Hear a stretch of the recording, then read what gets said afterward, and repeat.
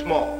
A little more than 23,000 votes. Now, why was Grover Cleveland elected president? There hadn't been a Democratic president since James Buchanan. 1856. Thanks, Al. Okay, the Democrats had been out of office for 24 years. Now, what brought them back in? Bernie.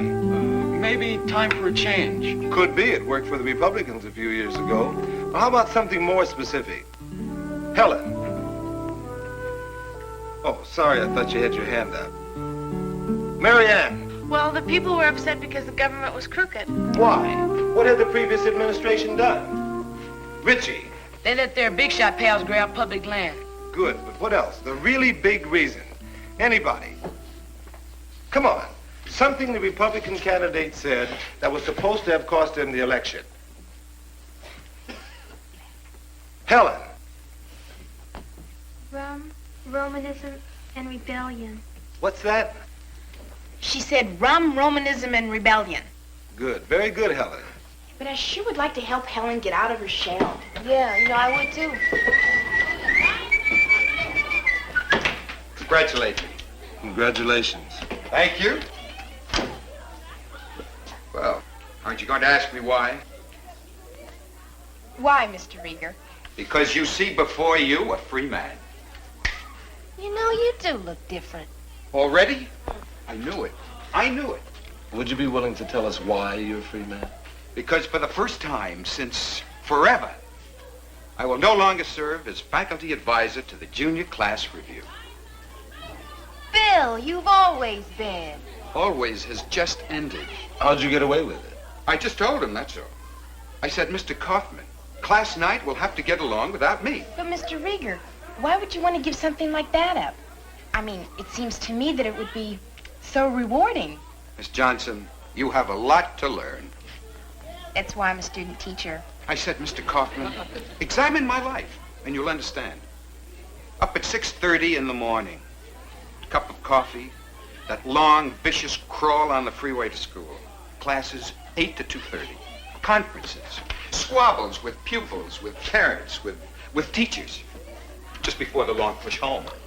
After dinner, 162 papers to correct. Tomorrow's lesson to prepare. Finally, my work done, I stagger off to bed where my wife is always sound asleep. In the morning, she's sarcastic. Time to get up, lover boy. I'm not about to add auditions, rehearsals, songwriting, playwriting to that. But what about class night? Who's going to be faculty advisor? That's Mr. Kaufman's problem. As for me, I'd love to take Mr. Rieger's place. Well, so far you're the only volunteer for the job. Well, I'm not exactly Mike Nichols, but I do know my way around the footlights. I have to think about it. And I'm experienced. You know, in my sophomore year in college, I played Lady Sneerwell in School for Scandal. You should have seen me. I was a howl. I bet you were. Well, face the facts, Mr. Kaufman. I'm young and hip, and I can show old Walt Whitman High a class night it'll never forget. I just know it can do it. Okay? I'll get back to you. Okay. Thanks.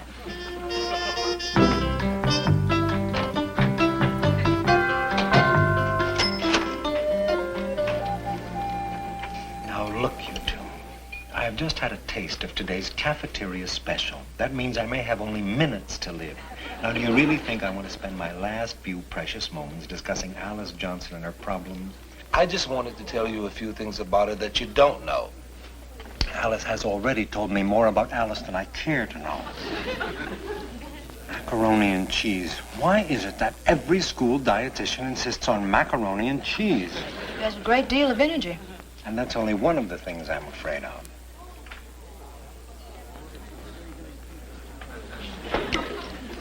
If there's anything worse than macaroni and cheese, it's tuna fish and noodles. Mr. Kaufman. No. I'm sorry, the answer is no. Believe me, I'd rather say yes. It would make things a lot easier. No, wait a minute. No. Is that it? The convincing is over? Well, you made up your mind. Yes, but that's no reason for you to quit without really trying. Mr. Kaufman, I think Alice would do a lot better job than some teacher you'd have to force into doing it. Maybe. Maybe, though. You know how I hate forcing. Anything else? Yes. Her drive, her desire will more than make up for her lack of experience. That's good. All right, she can do it. And lately, she's become very What'd you say? I said she can have the job. No, wait a minute. Don't tell her, whatever you do. I know that girl. Once she starts thanking, there's no stopping. Bon appetit. I should be so lucky.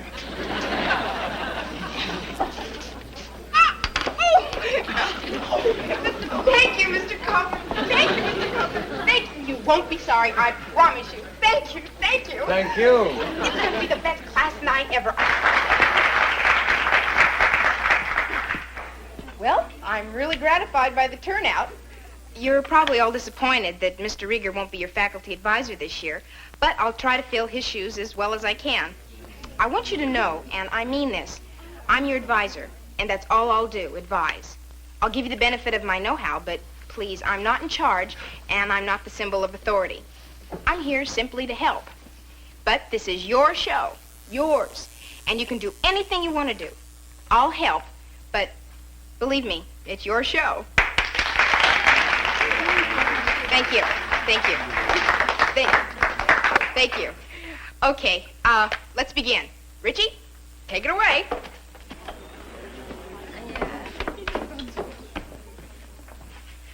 Okay, first tryouts. Magnitudes. You hear magnitudes?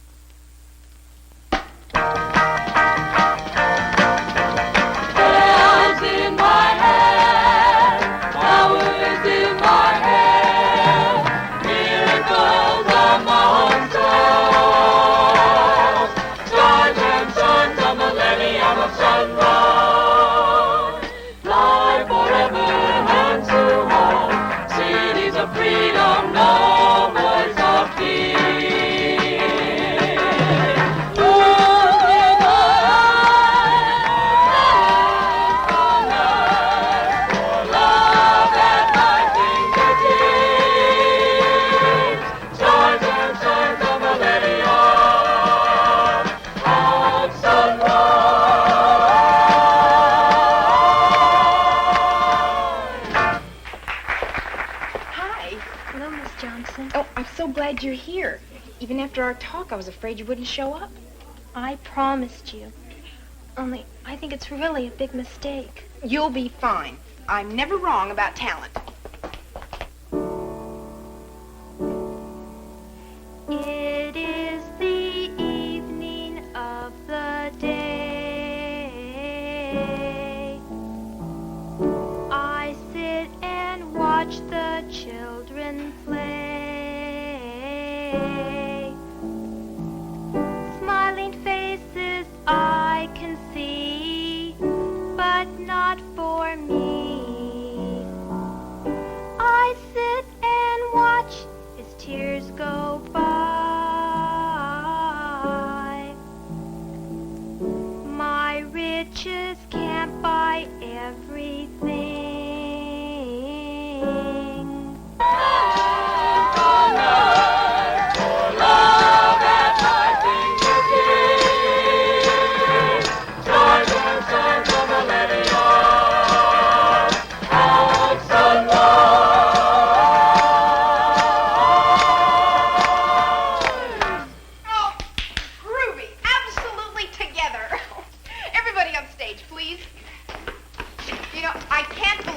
We've only been rehearsing a week, and I am not exaggerating. You're better than most Broadway hits. No, it's true. Okay, something's wrong. What is it? I can tell. Come on, what's the problem? Miss Johnson, we want to level with you. Sure, didn't I tell you this is your show? That's just it. It's our show, but it's kind of like all the other shows. Just like last year's class night, and the year before. We want our show to be different. Yeah. I agree, definitely. Well, we'll have to do something unusual. Something that hasn't been done before. Anybody got a notion? Yeah. What was that? Helen, that's out of sight. What'd you say? Hey, that is different. Gotta watch them quiet ones. Helen, do you have an idea? Does she have an idea? What was it? I didn't hear. I said... Well, actually, it's not really a new idea. Well, it's new around here. They do it in a show in New York. I read about it. Well, what is it? What? At the end of the show, everybody in the cast, well, tell her now. They take off their clothes. You see? They take off their clothes. They take off their clothes.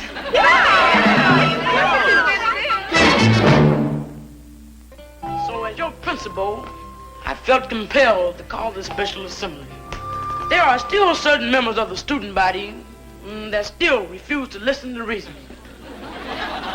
And I am serving notice that I am not going to tolerate a moment longer the scandalous wearing of miniskirts by the members of the football team. Oh, sure glad to see you, Mr. Kaufman. Always nice to run into you, Mr. Lane. May I inquire what you were doing there? Mr. Kaufman, Richie... You were imitating me. Yes, sir. Young man, you're making a very serious mistake. Haven't you ever noticed the rhythm of my speech? The rhythm of my speech? The way it goes up on the end of a sentence? Did you ever notice that? Yeah, how did you know that? You'd be surprised what I know. And don't forget the gestures. Gestures are very expressive. I want to see you in my office. Ziegfeld.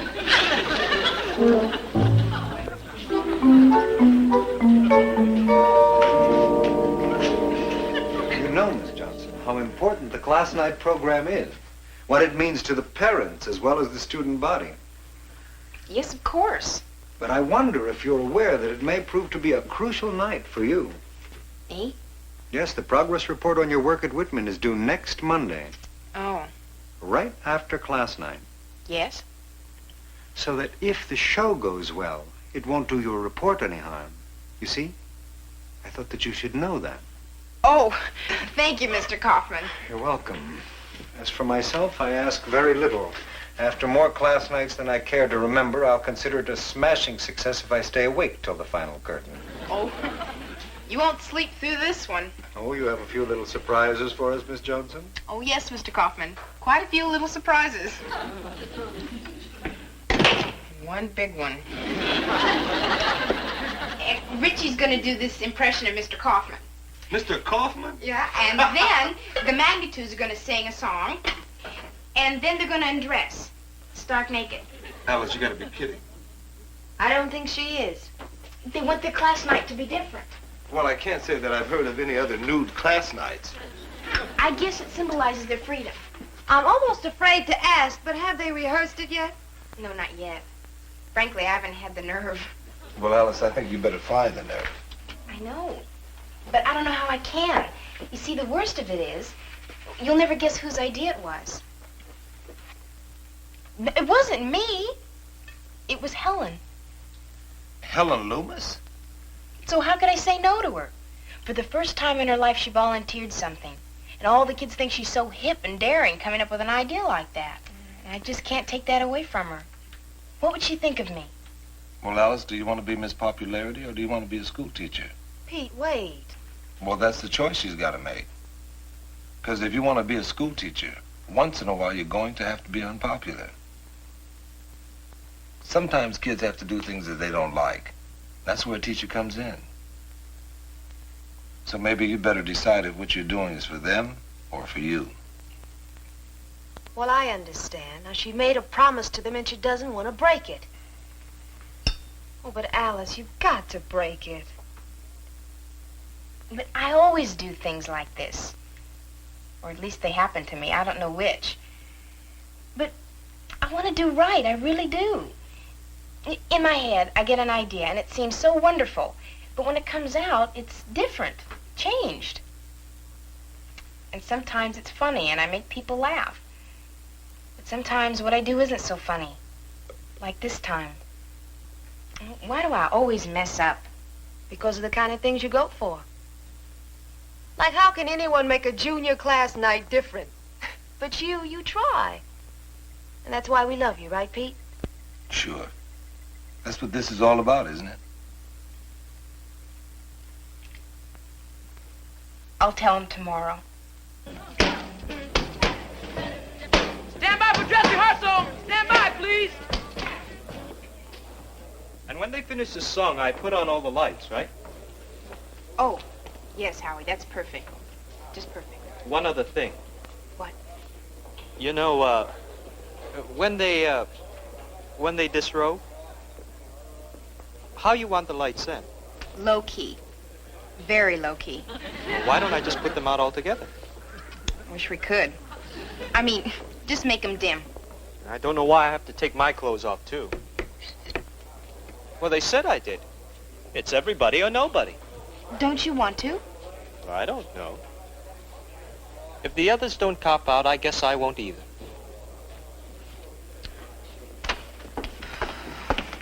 How do I look? Beautiful. Oh, really? Do I really look nice? You really look beautiful. Well, now you better take your place on stage.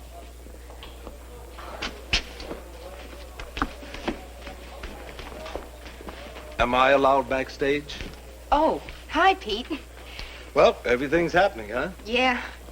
Oh, Al. Here. That's better. Thanks, Miss Johnson. Anybody ever tell you you're groovy? Hi, Mr. Dixon. Hi, Al. Well, having told them that the big number's out doesn't seem to have hurt your popularity any.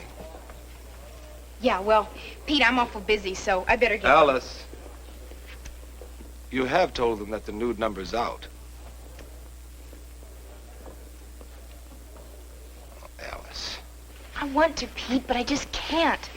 The words won't come out of my mouth. Well, in that case, you'd better force them. A lot of these kids have worked too hard to have their records ruined because you're afraid to hurt their feelings.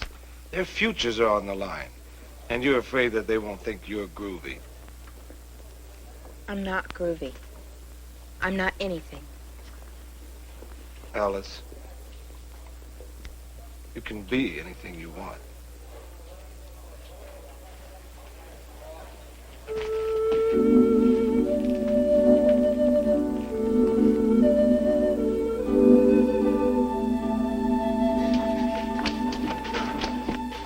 Everybody on stage, please.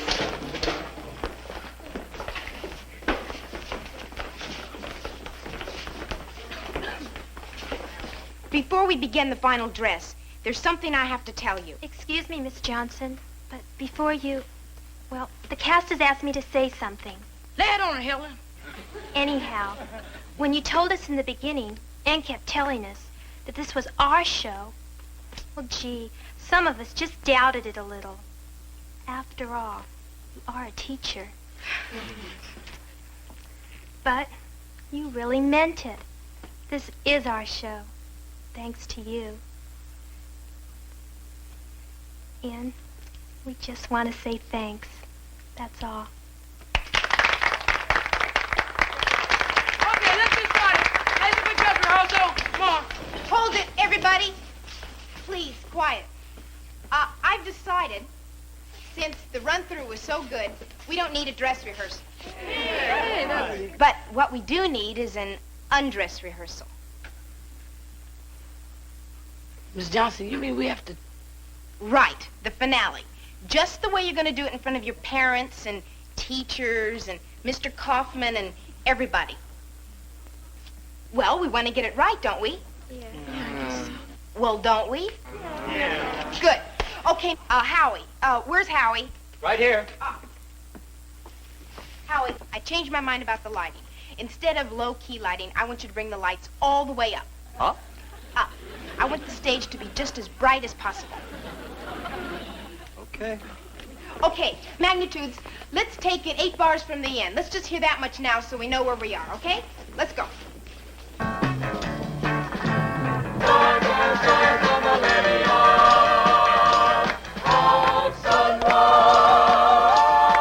Okay, stand by to strip, everybody. Okay, now, take them off. Strip. Everybody on stage. Let's go. Get those Gee, what's the problem? You're still completely dressed. I'm working on it. Bernie, what's your problem? These buttonholes are too small. Come on, Cass. We've got to do better than this. I mean, the audience is going to be home and in bed, and you're still going to be staggering around the stage. What's going on? Well, are you going to take your clothes off or not, huh? Miss Johnson, since it was my idea in the first place, well, do you mind, and I think I'm speaking for almost everyone, do you mind if we, finish like this? I mean, what really matters is that you said we could do what we wanted. And I guess the idea of it is what appealed to us. Okay? Oh, sure. I mean, if that's what you want. Yeah. It's your show. Oh, thank you. Well, maybe we can end the show by just bowing. I think that will be just fine. Bowing? Hold it. Wait a minute. Bowing? Wait, that's no way to end a show. You have to do something more spectacular than that. More, let me see, like, the school song. Wait, back, down. Wait a minute, it's got a lot going for it. The parents love it. It gives them that sense of security they so desperately need. How about it? One rousing chorus of the alma mater. It'll send them home smiling. The alma mater? The alma mater? At Walt Whitman, we consider it dynamite. Well... Try it. You'll see it's wonderful, just wonderful. Good luck, everybody. Good luck. Sacco ending. The school song. Let's try it, everybody. Ready? 1, 2. A sunlit path, a shining tower that's framed against the sky. A clock that marks off memory, Walt Whitman High. Oh, go on, take another one, Bernie. You earned it. Oh, Helen, you were wonderful. Congratulations. Oh, thanks, Mr. Dixon. But it's really Miss Johnson who deserves the credit. Thank you, Helen. But that's not true at all. Do wild impersonations. Oh, that's no big thing. I have all kind of hidden talent. Anyway, Miss Johnson's a cool director. Thanks, Richie. Now, wait a minute. Everyone is getting congratulated except me. Don't forget, I'm the one that picked Miss Hit of the Evening Johnson here to produce the show. Yes, you sure did. And I might add, over almost insurmountable objections. Most of them mine. Good work. Thank you, Mr. Kaufman. You did a wonderful job. You know, there was one thing I wondered about, though. What? The ending. I mean, I know the alma mater was my idea, but I really thought you might come up with a little more exciting, more original ending. Oh, we did have our own original ending, didn't we? Well, I don't understand, then. Why didn't you use it? Well, we felt that the alma mater was so much warmer.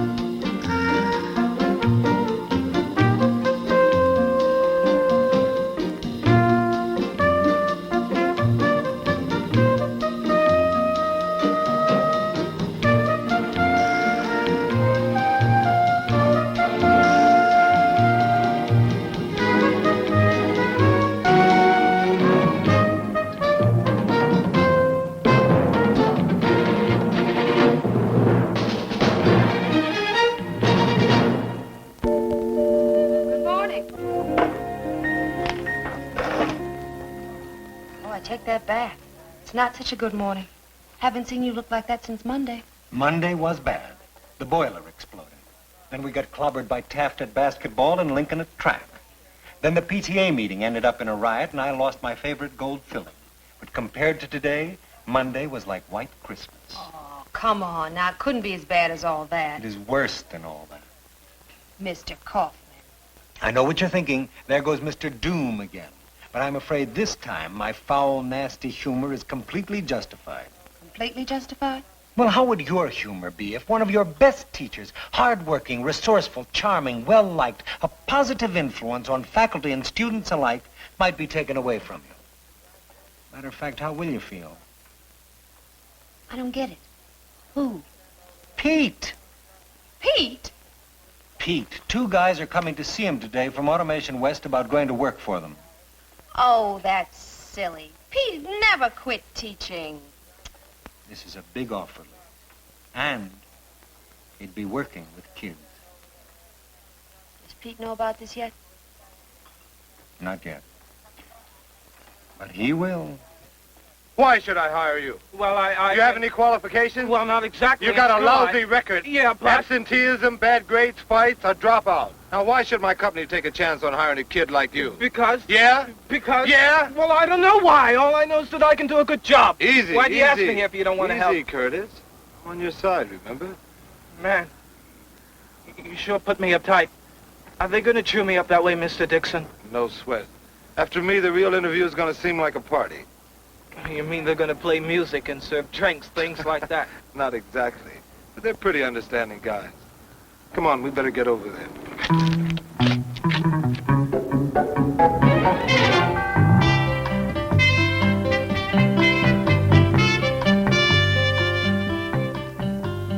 I wonder what's keeping Pete. You know I shouldn't allow this. And in my own office at that. Good morning. Sorry I'm late. Hello, Lou. How are you? Fine. Pete, I want you to meet my boss. This is Joe Ralston, Vice President Charge Personnel at Automation West. Hello, how are you? How are you? Gentlemen, if you'll excuse me, I'm going to leave you to plot your foul deed in private. Pete, I've been looking forward to meeting you. Lou tells me the great work you've been doing with these dropout kids. Well, it is an important job, and I do the best I can. But you fellas certainly have helped by placing the kids in your plant. My latest candidate is outside. Oh, that's fine. But we'd like to talk to you about something first. Sure. Pete, we're opening branches in 12 cities, and we want to equip ourselves to be able to train over 1,000 dropouts a year. Great. A lot of kids could sure use your help. And we'd like you to help us. Sure. What can I do? Pete, we're looking for a dedicated young man who knows kids. A man they can trust. We'd like to offer him a job at Automation West. And we feel that you're the kind of guy we're looking for. It's a wonderful opportunity, Pete. Well, I'm flattered, but I'm a teacher. As strange as it may seem, I actually like teaching. Well, all we're asking is that you consider taking an exam that might lead to your being in charge of our job training program. It's just not what I want. It's a chance to do great work and be rewarded for it. Pete, how many students altogether do you have in your classes? About 150. Well, if you qualify for our job, you could be helping a great many more. And at a salary about 3 times what you're making now. So please consider it. Okay, I'll think about it. Good. Now, who's this young man you wanted me to meet? His name is Curtis Jameson. He's a good kid. Curtis, meet Lou Hershey. He'll take care of you. It's my pleasure. Hi. Please, come inside. Thank you. Good luck. Mr. Kaufman, I appreciate you letting me come in like this to talk to Pete. Better here than skulking around in alleys. Do I still have a history teacher? Well, you'll have to ask Pete that one. I'll be talking to you, Pete. Mr. Kaufman. How about you? Hi, Mr. Kaufman. Mr. Dixon. Hi, Sarah. So, you staying or leaving? Right now, I'm going to my first period class. I'll walk you. You see what a nice guy I am to work for? Would that guy walk into your office every morning? No running in the halls, please. Yes, sir. So, did that make you a good offer? A very good offer. Oh. Pete, I wonder if you're aware of some of the fringe benefits offered to employees at Walt Whitman High. Oh, I didn't know there were any. Oh, you'd be surprised. For instance, I can let you have my private parking space right by the back door. And you give up your quick getaways? You'd be surprised the lengths I'd go to keep you here. I won't hold you to anything said in the heat of passion. I hope you haven't said anything in the heat of passion to those horse thieves, like, say, yes. Oh, Pete, am I glad to see you. The bell rang and you weren't here, and I was afraid I was going to have to teach class. Not that I was afraid to teach class or anything. I could get rid of her for you. And they're talking to me about being the guy to run the whole operation. That is if I pass the exam, of course. Oh? Wow, that's fantastic. Very flattering. It's a great opportunity, too. Oh, come on, Pete, you don't want that. Of course not. Do you? What do you mean I don't want it? Well, because you're a teacher. A great teacher. Well, I'd still be working with kids on this job. Why talk about it? You wouldn't quit teaching no matter what they offered you. Macaroni, please. Hey, wait a minute. Aren't you being just a little too quick to write this whole thing off? This might turn out to be something very important to me. I just know you, Pete. If you were like other men, you wouldn't have gone into teaching in the first place. You mean if I were ambitious like other men? What I mean is, you just happen to be one of those people who does things because of their ideals. I help you to resolve your difficulties.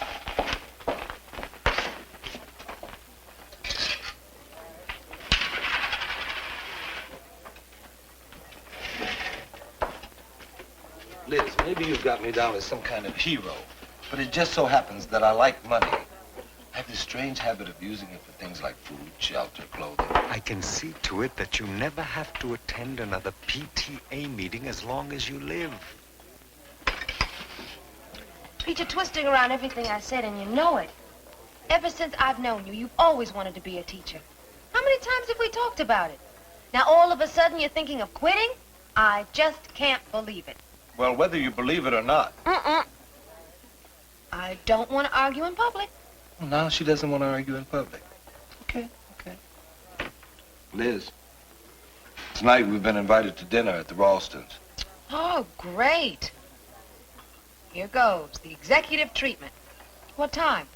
8. Oh, that's 8 on the nose, okay? Have you ever known me to be late? We don't want Mr. Dixon to split on us. No, I mean all this talk. It's nothing but gossip. Yeah, you're right, Helen. I think he's about to Give him 2 cans soda. Oh, yeah. Okay, cool it. Dixon's here.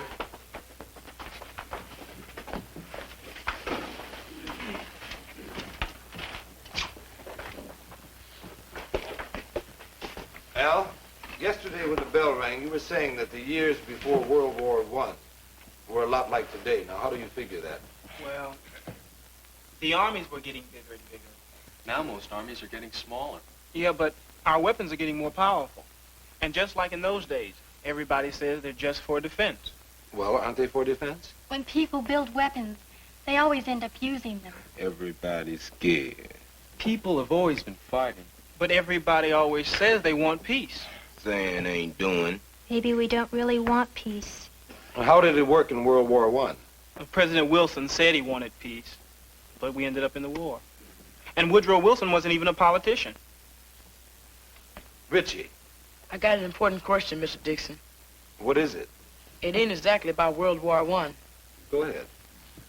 Mr. Dixon, we heard that you were taking another job and leaving Walt Whitman. Is that true? I appreciate your interest, Richie. But what's that got to do with what we're talking about? We'd sure like to know whether you're leaving us or not. Well, what I want is this class and our textbooks to come out even at the end of the semester. You gonna be here at the end of the semester? Richie, let's get back to Woodrow Wilson. Okay. Before the war, President Wilson had a policy which has a lot to do with right here, now. What was it? It was called Watch for Waiting.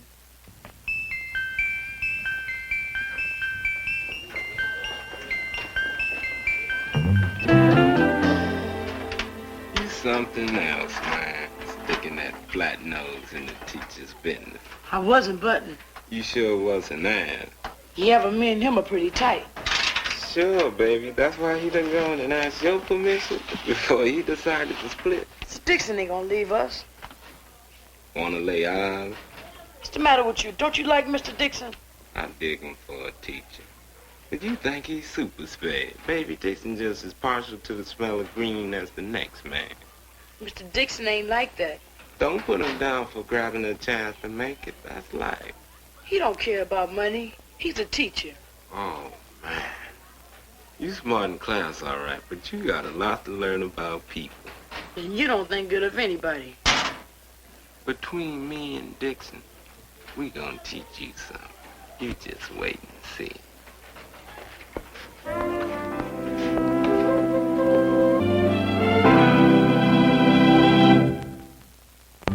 You look beautiful. Now let's go. I don't know why I'm going through with this.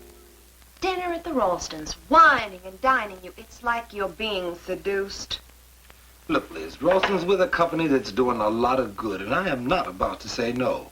And he wants you to leave Whitman, and I want you to stay. You know, I've gotten kind of used to that funny face of yours coming down the hallway. Liz, we're going to be late. Since I'm against this whole thing, I can't think of one good reason why I should go anyway. Because I want you to. Yeah, I want you to go with me. Okay? Okay. Okay.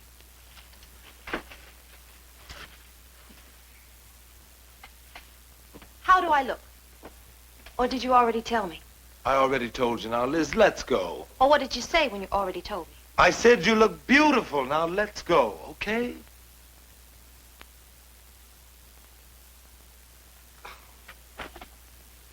Liz, what is it? I don't know. It's the whole thing. Go into the Ralstons so they can impress you with their skinny sculpture and their 1930 antiques. Look, they're probably very nice people. Look at it that way. Okay, now, come on, let's go. Okay. Maybe you're right.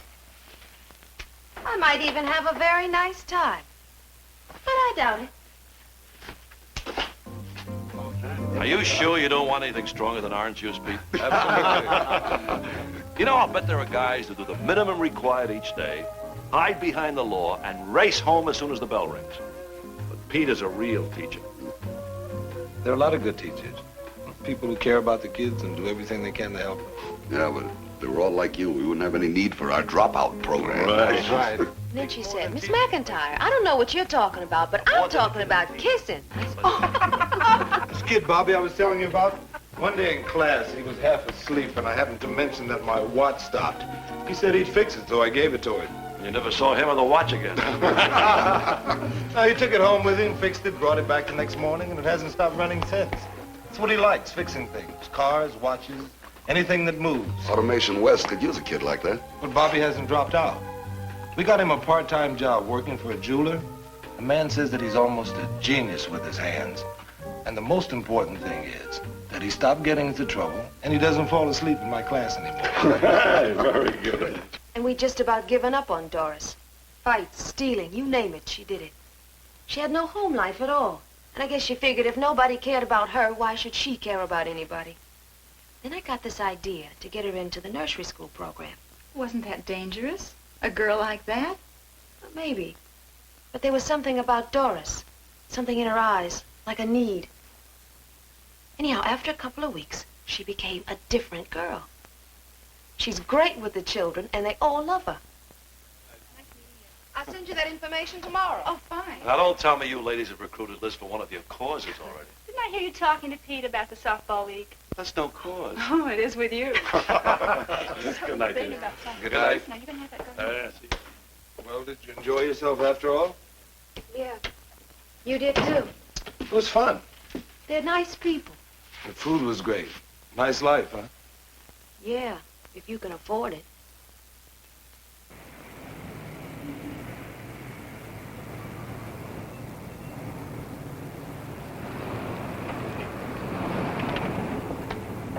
Good morning. Morning. Pete, thanks for agreeing to take these tests for us. No obligation either way, right? Right. Well, I have nothing else to add except that the answers are taped underneath the third sink from the left in the men's room. And look, take your time. I don't want you to feel you're under any pressure. I've never felt less pressure in my life. Good. Third thing from the left.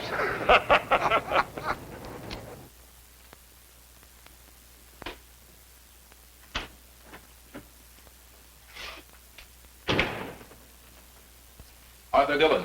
Pete Dixon. Nice setup here. Yes. Very impressive. Well, I'm ready to start if you are. I'm ready. You want me to sit over there? Oh, I'm sorry. Have I taken your seat? Don't you work here? No, I don't work here. Neither do I. I'm just down from San Francisco for the day, kind of looking the place over. Pretty much the same with me. I guess we're just waiting for the same person then, huh? Well, Well, I guess we wait. I guess so.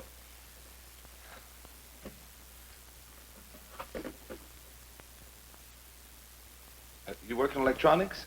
Oh, no, I'm a teacher. You? I'm a teacher, too. You from out of town? No, I'm from here. I teach history at high school. Here. You? English. Mr. Dillon, Mr. Dixon, have you met? Yes.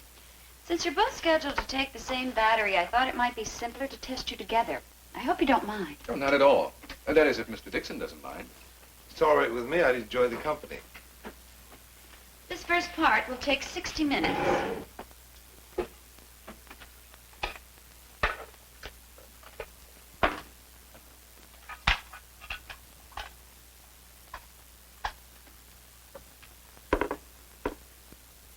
You may begin.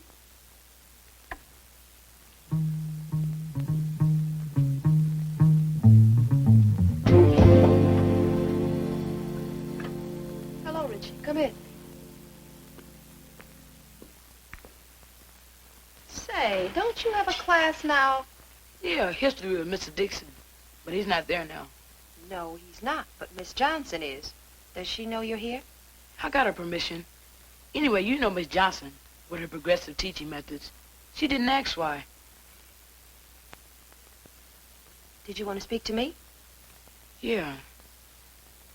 It's about Mr. Dixon. Do you think he's going to leave Whitman? I don't know. Why do you ask? Well, to tell you the truth, I'm worried. There's nothing to worry about. If he leaves, another teacher will teach you history, that's all. But that's not what I'm worried about. Well, then what is it? Well, I just wanted you to know. I mean, I know you and Mr. Dixon. Well, anyhow, I just wanted you to know, in case you get kind of lonely. There's a lot of us kids around here that like you very much. That's all. Thank you, Richie.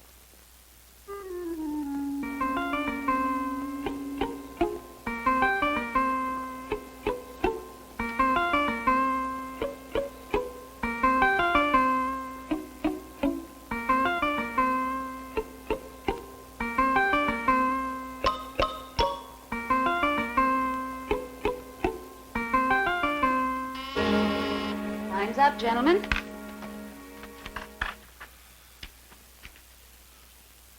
Very interesting, huh? Oh, I guess I enjoyed it. You'll be notified of the results as soon as possible. Thank you. Thanks. You going back to San Francisco today? No, I'm going to be sticking around for another day at least. There's some people here I have to talk to. Yeah, me too. So what was the other guy's exam like? Educated, well-spoken. Seem to have a lot going for him.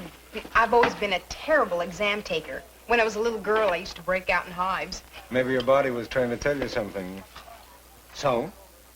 What happened? Is this a farewell lunch? Well, I haven't heard anything since the exam. He's playing it cagey. Well, they're not pressuring me to make a decision, but my friends... I've been totally objective, despite my true feelings. We've all been totally objective. By the way, did I tell you I'm thinking about putting an air conditioner in your room? Well, I told Lou I'd call him at noon to get the test results. Wish me luck. Here's a dime. Remember, there's more where that came from.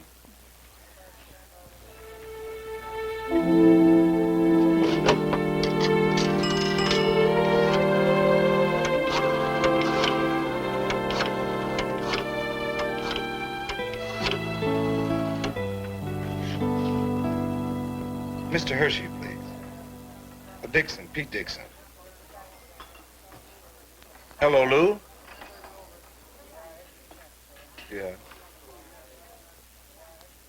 Yeah. He didn't get it. Okay. Thanks.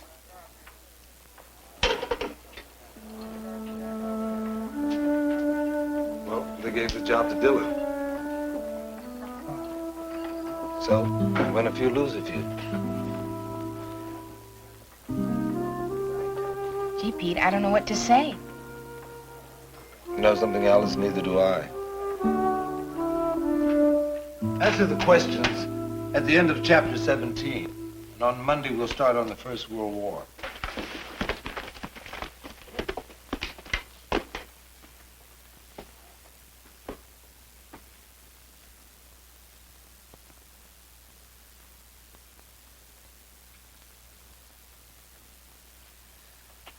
Some of you people who have been so deeply involved in my life might be interested to know that this could be the year that we make it through to the end together. Is that a subtle hint, Mr. Dixon? No, Richie, I'm staying. Thanks, Mr. Dixon, Thanks for what? for sticking with us. I didn't get the job. I took an exam. I guess I could have done better, but somebody else got the job. Look, I'm telling you straight. Class dismissed. You could have done better. You're okay, Mr. Dixon. You good, Helen? You blew it, huh? That's right, Jason. I sure did.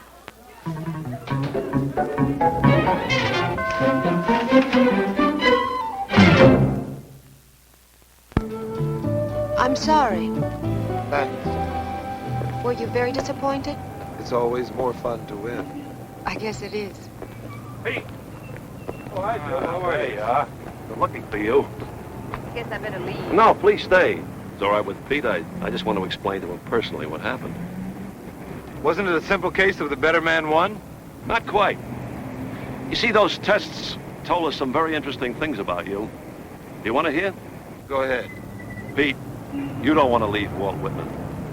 All you want to do is teach. Those tests showed us that. Working for Automation West would have made you miserable. You happen to be the kind of guy that just doesn't want to be bogged down by too much administration, paperwork, and all that. That's true enough. You want to be right in there with the kids, teaching. I see. Well, I better be running along. I want to get on that freeway. Hey, Joe, one thing. Yes? About the test, the intelligence section. Yes? Who came out ahead? Pete or that other guy? Come on. No, I want to know. But you're acting like a kid. Maybe, but you don't have to listen. Joe? You won't tell anybody? Promise. Pete came out ahead. Don't you find the tester more accurate than ever? Did he win by a lot? Very, very little. Had to ask one question too many, right? I'll see you, Pete. Oh, good luck. Bye.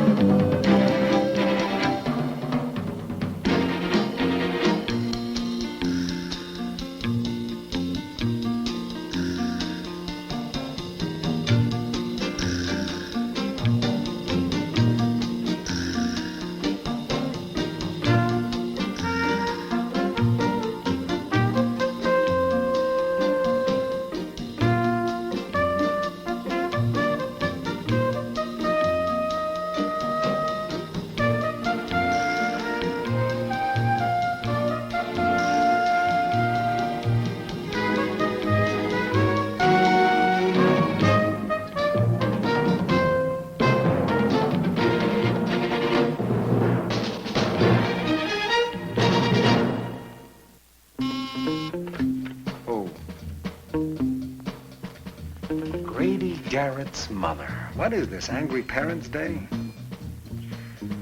Oh, all right, send her in.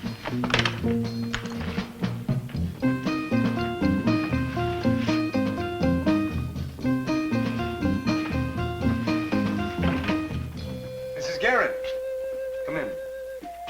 I'm Seymour Kaufman. Make yourself comfortable. Now then, what can I do for you? I hope I'm not interrupting coming here like this. It's perfectly all right. Well, I hate to make a nuisance of myself. No, go right ahead. My family, we've always been so close-knit. My husband's a doctor, and he's very busy, but he always had time for Grady. I promised myself I wasn't going to cry. I'm glad you made that promise. I never thought anything could come between them. But lately our home's turned into a battlefield, and they fight about everything. War, peace, hair, clothes, money. It's terrible. Well, revolting against parents is normal adolescent behavior, Mrs. Garrett. Every day you read about unhappy children running away from home. I'm frightened, Mr. Kaufman. Well, would you like me to speak to Grady? Oh, no, not to Grady. I want you to speak to the one who's responsible. I don't understand. To the person who's been putting all these crazy ideas in Grady's head. Mr. Kaufman, please, what does Mr. Dixon teach in that class? What are we talking about? Isn't the law always just? I read about this guy who was in jail 14 years and he was innocent. I think I know him. I still think it's changing for the better. Like in the olden times, you could get your hand cut off for just stealing a piece of bread. Yeah, but even today, the laws are different for different people. Can you back that statement up with some facts, Grady? Sure. A lot more poor people who can't afford good lawyers go to the electric chair than rich guys. Okay, let's say, for instance, that that is true, and that there are certain times the law is applied unjustly. What can we do about it? Well, if you can't change the law, break it. Even if you have to pay the penalty. Like Henry Thoreau. He was against the war and slavery and ended up in jail because of it. And that was over 100 years ago. Is that right, Mr. Dixon? A guy like that was alive in those days? Right. Your history book is full of people who fought for what they believed was right.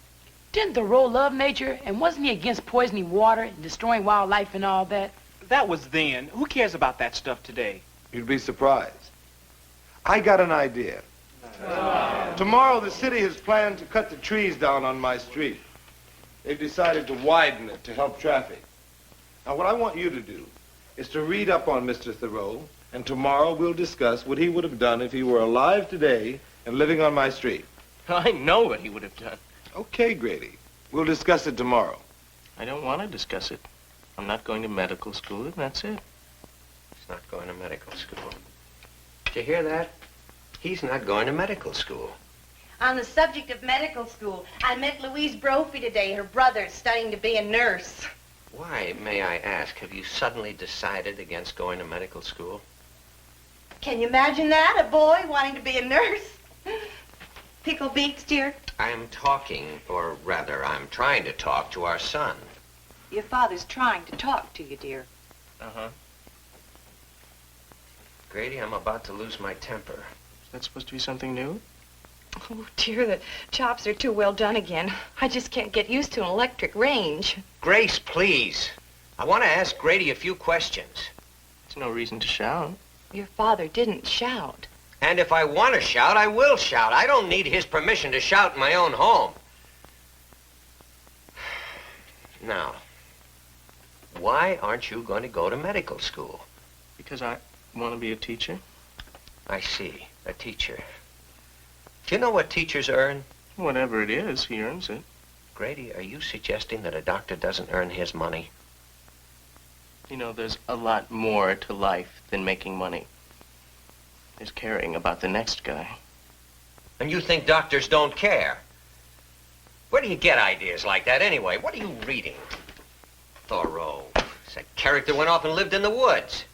Mr. Dixon says it's men like Thoreau. And I don't want to hear what Mr. Dixon has to say about it. I've heard enough of that Mr. Dixon in this household to last me a lifetime. Yeah? Well, Mr. Dixon is one person who cares about what's really important. People. I can't... Oh! Grady!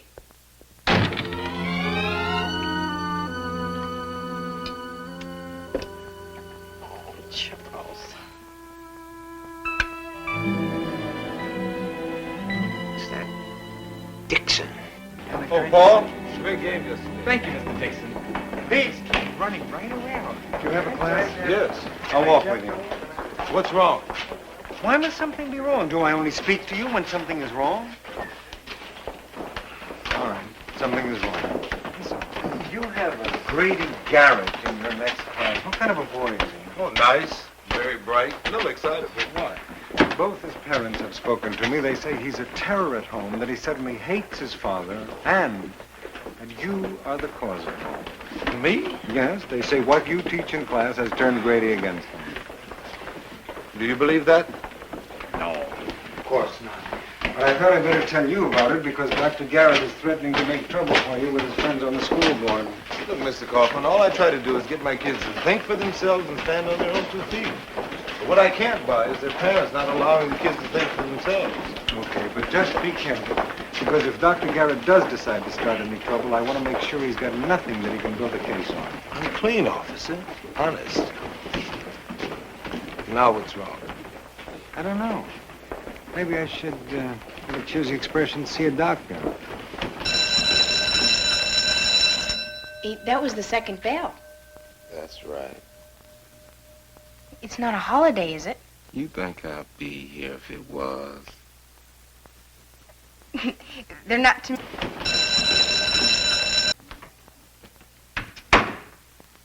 What's going on? Where's everybody? Oh, I was wondering the same thing. Jason? Do you know where everybody is? They went down to your street to demonstrate. Demonstrate? Demonstrate? Yeah, against them knocking over your trees. My trees? Do you know where everybody is? They went down to... Why didn't you go? I ain't getting busted over no trees. In my neighborhood, we get along fine without them. Well, I guess I better get over there. Miss Johnson, take over. Okay. Okay, now if you'll please turn your book to page 141.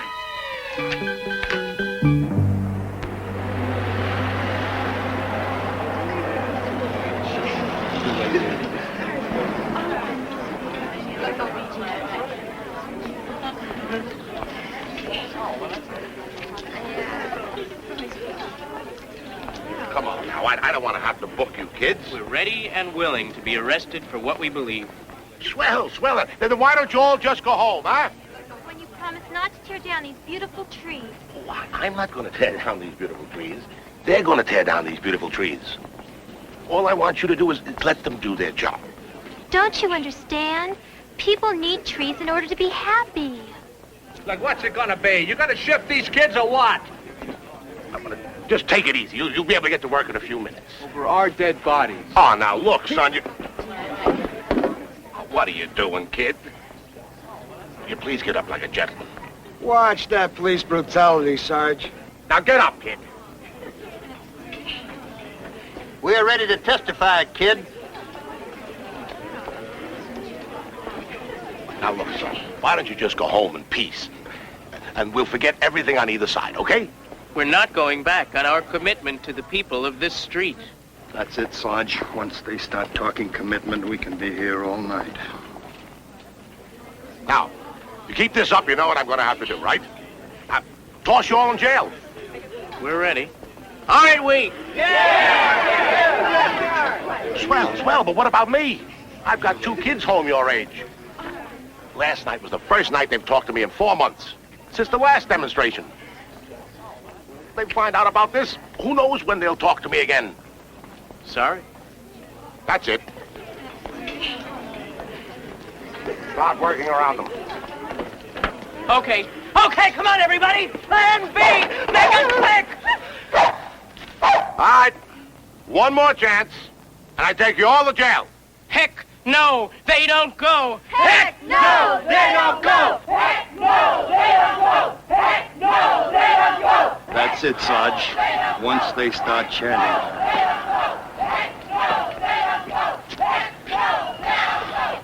All right, let's move them out. Heck no, they don't go. Heck no, they don't go. Heck no, they don't go. Heck no, they don't go. All right, that's it. We're taking you away. Okay, okay. We'll come peacefully. Come on, gang! Easy, Dick. Hey, don't crowd. There's plenty of room for everybody.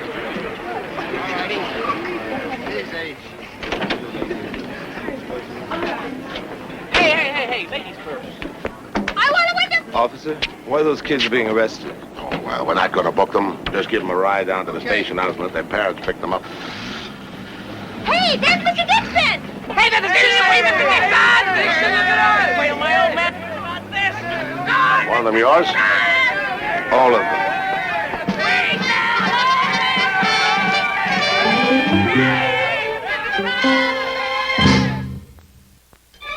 I'm telling you, Miss Johnson, if the turn was great, doing something real good. Yes, it was. But I mean, you know you have to make up all the work you've missed. Well, you should have seen my old man. This is the first time in his life he didn't know what to say. And my mother actually screamed. She never does that. No, she could. Do you know how my mother punished me? For dinner, she gave me bread and water. She did? Mr. Dixon's sure going to be proud of us. His name is Johnson. Well, I don't know. He sure did look surprised. You should have seen his face. I can imagine. I can't wait to hear what he says. Yeah, well, let's take our seats. You know, Mr. Dixon said he'd just be a few minutes late. All right, Mr. Dixon, I just wanted to tell you face to face that I'm going to use all my influence to see to it that you are removed from your teaching position here at Whitman High. And, Doctor, I want to tell you that I'm going to use my influence to keep him right here. Well, I haven't quite finished yet, Mr. Kaufman. I am also going to bring a civil suit against you for your responsibility for yesterday's incident in which my son was carted off to jail like a thief. I'm prepared to hear anything you have to say. I think you've said it all, Doctor. I must say, I expected better than that. Well, then you're wrong. I think anybody who turns impressionable young children against their parents doesn't deserve to teach. I couldn't agree more. And I think it's downright criminal for a teacher to incite pupils to break the law. So do I. You do? And I think it's downright criminal for parents to try to keep their kids from thinking for themselves. Oh, just a minute. I've got to be honest with you, Doctor. I don't know what you're talking about, and I don't even know what's on your mind. You worried about your son? Well, he's a great kid. He's bright, and he cares. So instead of fighting me, I think you'd be doing Grady a lot more good if you try to understand him. I'll have you know that I was doing very well with Grady until you came along. Oh, this is ridiculous. All right. Now, isn't there some way that we can get together? I came here because I'm a reasonable, civilized man. And I thought I'd give Dixon a chance to offer me at least one reason why I shouldn't go ahead with my plans. Well, I could have saved myself the trouble. You forgot one thing. Did I? You forgot to say you haven't heard the end of this. All right, Dixon. You haven't heard the end of this.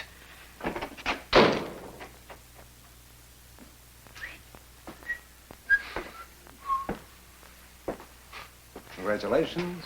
You just broke rule number 1. You were honest with a parent. Care what you said. We did what we thought was right, and that's all there is to it. You don't have to yell. Who's yelling?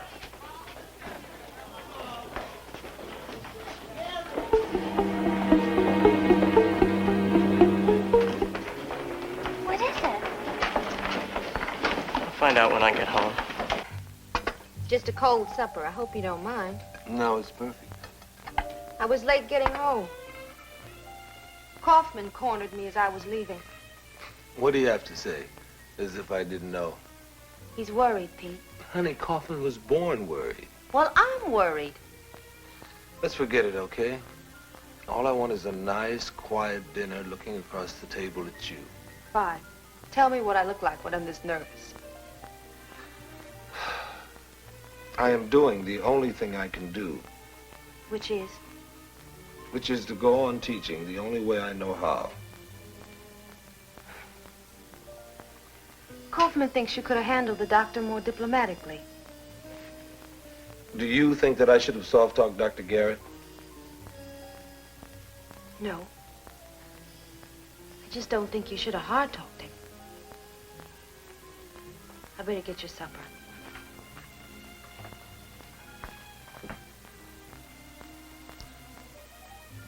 Just explain something to me, will you? Pete Dixon, how come you are always in trouble? Honey, I'm just stuck with what I am. Sometimes you sound just like a Or what? school teacher. You know something? Hmm? It's about the nicest thing that you have ever said to me. Oh, no, it's not.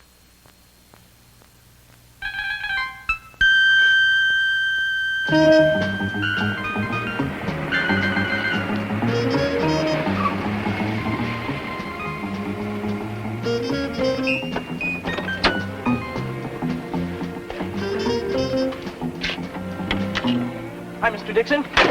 Grady, what are you doing here? I had to talk to you. I just had to. What's wrong? What's on your mind? I've finally done it. Done what? It's not all of a sudden either. No. I've given it a lot of thought. I'm sure you and have. all around, Grady, I've what decided have it's you for done? the best. I ran away from home. Come on out. My father and I had our last fight. I told him where to get off about his coming to school today. Have you eaten? He doesn't talk. All he does is shout and scream his old worn-out ideas.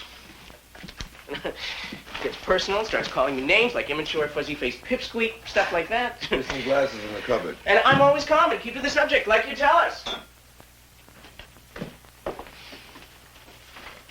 You say you never lose your temper, Oh, I'm cool. and you're always willing to discuss the subject calmly. Absolutely. And let's you and I discuss the possibility of your going home tonight. What? I think you should go home. After everything I just told you? You'd be a lot better off.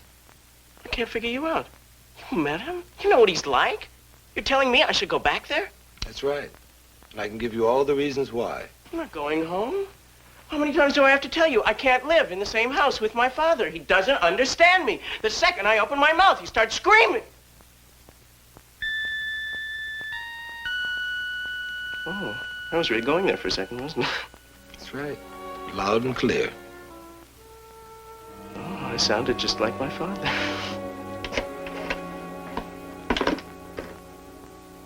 Don't call the police, honey. He's got to come home of his own free will. And he will. I guarantee it. He'll come walking through that door and it'll all be a lot of fuss about nothing. He's just trying to frighten us, Grace. He's trying to get back at me for that Dixon business. Dixon. Do you believe that a school teacher could cause all of this? If I say something, Charles, will you promise not to get angry? Of course. What is it? Maybe it's not Mr. Dixon's fault. Not his fault. Please, Charles, you promised you wouldn't. All right, all right. Go ahead. Maybe it's us. But it's only since he's been in that man's class that he's gotten so impossible, dear.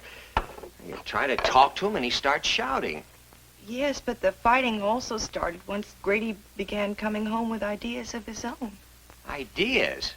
You call those half-baked notions of his ideas? Marriage is old-fashioned? How about that one? What about his sneering attitude toward every organization I belong? What's the matter, honey? I don't care about any of that. I don't even care what Grady says about marriage. What I want is to keep my family together. We're losing our son, and all you can do is go on about how silly his ideas are. I don't have to agree with him. I love him. Honey, I love him too. You know that. Why do you think I keep shouting all the time? Well, he's only a boy. Can't we be more patient? Maybe Mr. Dixon's only treating him the way we should here in his own home. Didn't I tell you he'd come back? Charles.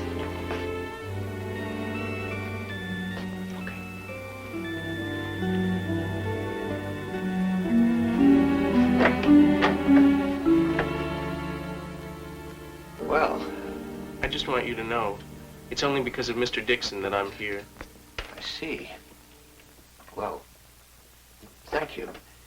Mr. Dixon, I'm Mrs. Garrett. Hello, Mrs. Garrett. How are you? Won't you please come in? Yes, yes. Come in.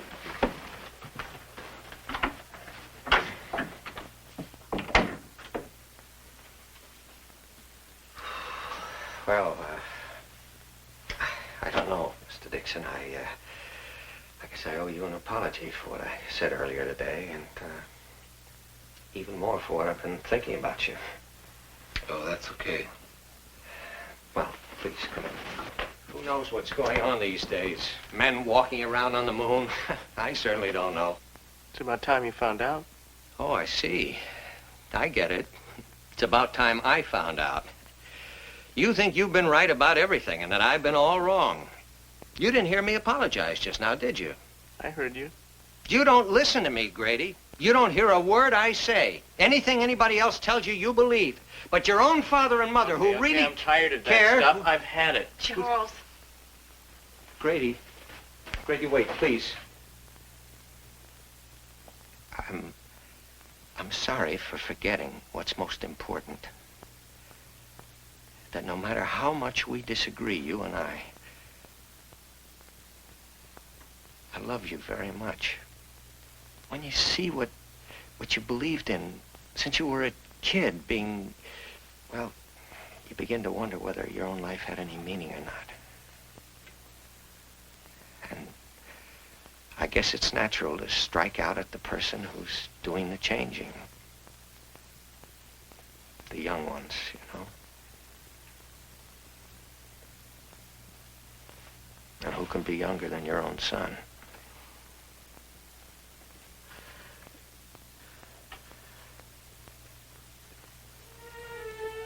Dad,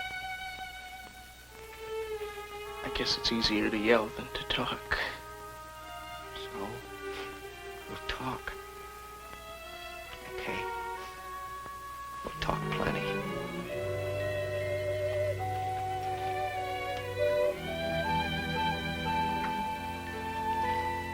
Would you like some coffee?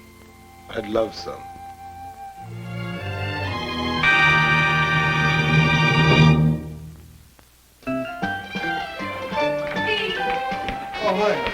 Listen, I'm on my way to Kaufman's office. You remember last night after you left me? Yes. I phoned you at home. So? You weren't there. Right. Where were you? Out. Suspicious?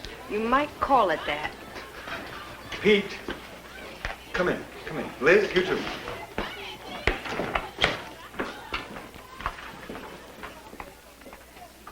Oh, boy, this Garrett business. I was on the phone all night with the supervisor. Hey, wait a minute. Let me tell you about my evening. Why, who were you with? The doctor Garrett? and Grady. What happened? A meeting of the minds. I think everything's going to be all right. Oh, boy, wonderful. Isn't it strange? He sees a doctor and my headache goes away. You know something? I feel a lot better myself.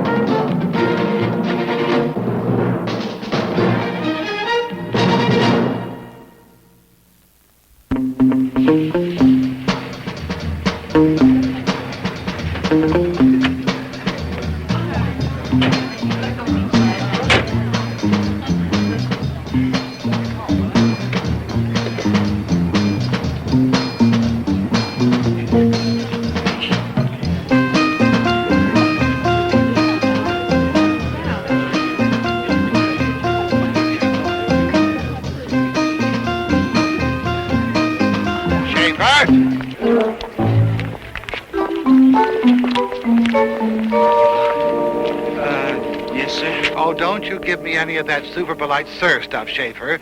I told you yesterday, and the day before that, and the day before that. You're not going to come into my classroom looking like a freak show.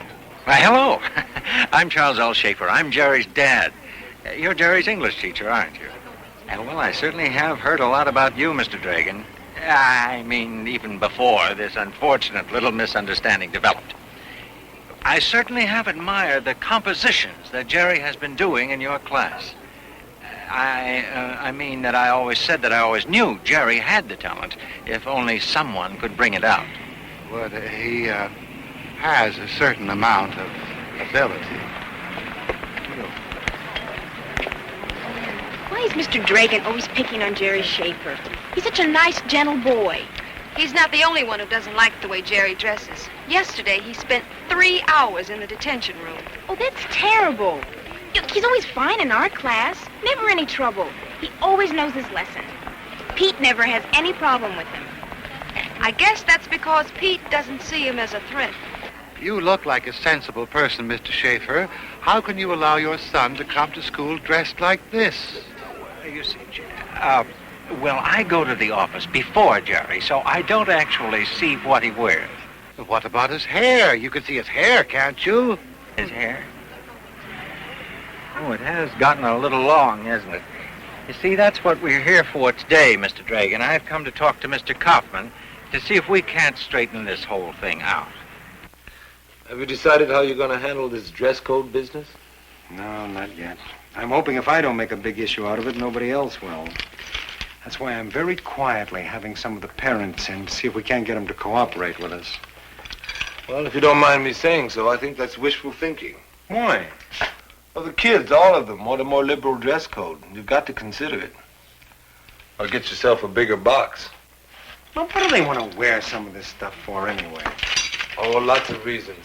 Sense of freedom, individuality, desire to be different. If you want my opinion, I'd say it wouldn't hurt to loosen up a little on the dress code.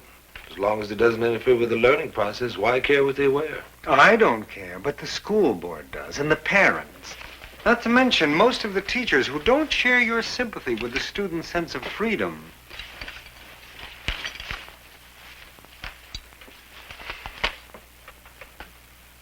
You may be looking at the principal of tomorrow. Mr. Kaufman. Mr. Kaufman? Yes? Mr. Schaefer is waiting out there to see you. Well, send him in. Well, in a minute. I hope Mr. Schaefer is not one of those parents that blames us for the way he raised his kid. Now then, watch your principal go to work. Mr. Schaefer. Mr. Kaufman, I'm so pleased to meet you. I've heard so much about you. Come in, sir.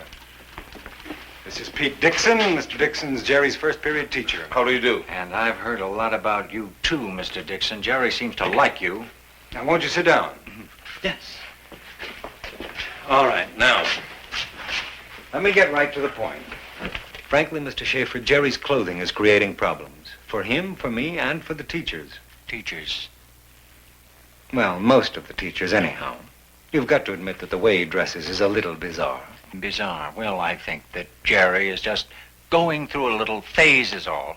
There is a prevailing dress code in this school. We've got to abide by it. Abide by it? I couldn't agree with you more.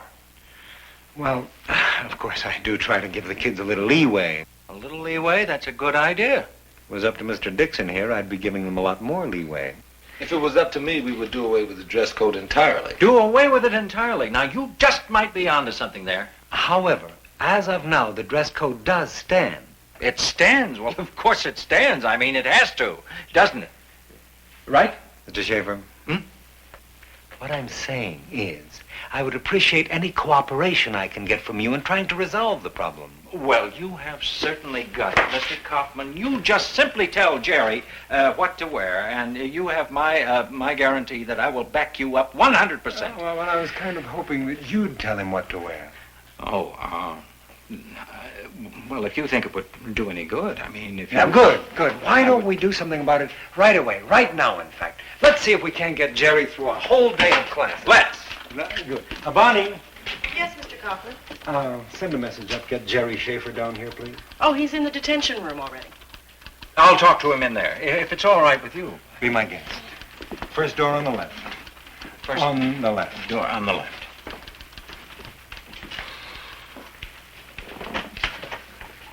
Well, as far as I can see, he's strongly in favor. Strongly in favor of what? Of what anybody says. What specifically did Kaufman say about my clothes? Well, now, you see, he's got a little problem there, son. He would like to give you a little leeway, but he's got to back up his teachers, too. That's exactly what I thought. Oh, now, wait a minute. You don't understand at all. You see, I persuaded him to think about relaxing this dress code rule a little bit. Really, he's going to look into it. But until then, I was thinking that it might help if you cooled it a little bit. Nobody's got the right to tell me how to dress. Well, of course not. Listen, son, I'm an individual, too. Nobody ever told me how to dress either. Oh, yes, I see. You think because I'm dressed this way that I've sold out. Well, let me tell you something, son. I happen to want to dress this way, and always have. Even, I might add, when this style of clothing was considered to be quite different. And look at the way they dress now, huh? All of these mod styles and Nehru jackets. You don't see me being pressured into dressing that way, do you? Terrific. Who got you, Jason? Mr. Carl in P.E. He said he ain't gonna have nobody in his class playing basketball with earrings on. He said it looks effeminate. Come here. Jason, this is my father, who's just been in with Kaufman. Do you think it's effeminate? No, of course not. I mean, it's a sign of your individuality, isn't it? Right.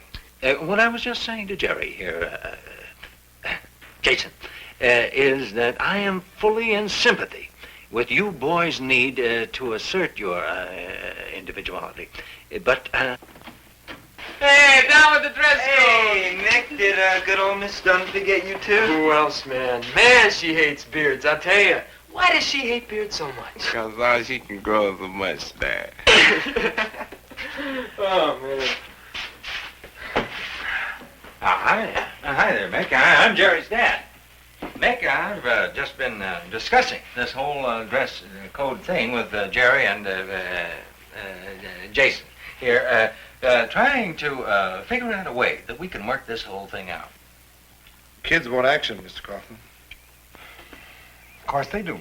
And the parents want action, and the teachers want action. Everybody wants action. The only trouble is everybody wants a different kind of action. Illustrated by the fact that there are 2 petitions going around right now. One by the students demanding a removal of the dress code, and another one by some of the faculty demanding that you enforce it. Do me a favor, will you? If you happen to run across that faculty petition, destroy it. Oh, don't let them bother you. Those are the same teachers that think coeducational schools are decadent. No, it's not only them. This whole dress code thing makes a lot of teachers very nervous. But why? I mean, if we can't change with the times, who can? It's a little naive, my dear. In every other field of endeavor, change is synonymous with success. In education, it's synonymous with war. That's a 3-letter word spelled P-T-A. Any principal would have to be out of his mind to even consider suggesting a change like this. Does that mean you're not going to? No. It means I'm out of my mind.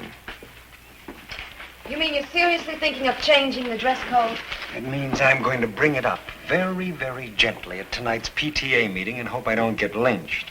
I'm counting on you to be there to defend the liberalization of the dress code, which should be about as easy as defending free love at a DAR convention. Well, just so I know where I stand, what is the current dress code? Funny you should ask that. I just happen to have a copy of it right here. I had Bonnie dig it up for me. It can use a little modification here and there. Girls' skirts will be worn no less than 6 inches below the knees. On Friday, pep days, boys must wear clean white shirts with blue and gold knit ties. And 9th grade boys will wear blue and gold beanies. Well, that's it. The current Whitman dress code, as written in 1940. Now, what we'd like to propose is some changes to keep up with the times. Oh, hold on there just a minute. Yes, Mr. Wagner? But if that's the dress code we got now, and these kids are dressing the way they are, what will they dress like if you change it? You've got a point there. Now, look, I've got to have a dress code that I can administer, not something as outdated as that. He's right. We've got to give these kids something that they can live with. You've got to draw the line somewhere. Too many people are afraid to stand up to these kids nowadays. That's the truth. This man has got something to say that I think you all ought to hear. Now listen to this. No, you go ahead. You tell him just what you told me. I don't know how anybody else feels about this, you see. Maybe it's my own opinion. But I was just saying that there are too many of these people who are afraid to stand up to these kids nowadays. But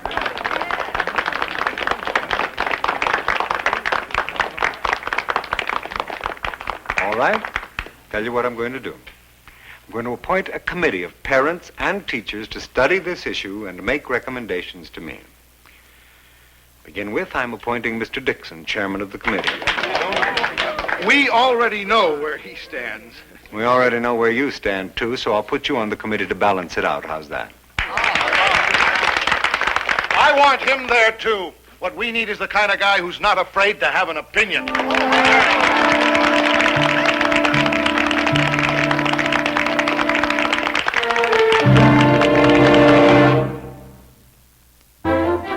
Okay. Each war seems to influence a whole generation of writers and artists. And the Civil War was no exception. Can anybody name one? Oh, come on. There's somebody we here at Walt Whitman should all know.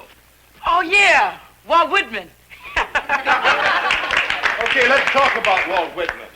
Jerry. I can tell you one thing. He wouldn't last very long around here. Why do you say that? Well, he'd never pass the dress code. Look, guy's hair comes down to his shoulders. He'd be in good company, wouldn't he? Most famous men in history wouldn't pass the dress code. But dress standards change, don't they? Not at Walt Whitman, they don't. Okay, you're always asking me how history affects your lives, right? Well, history is on your side. I don't get you, Mr. Dixon. Well, the last 40 or 50 years has been the only prolonged period in history where short hair and the clean-shaven look has been popular. And even now, its popularity is sagging a little bit. Now, I want to tell you about...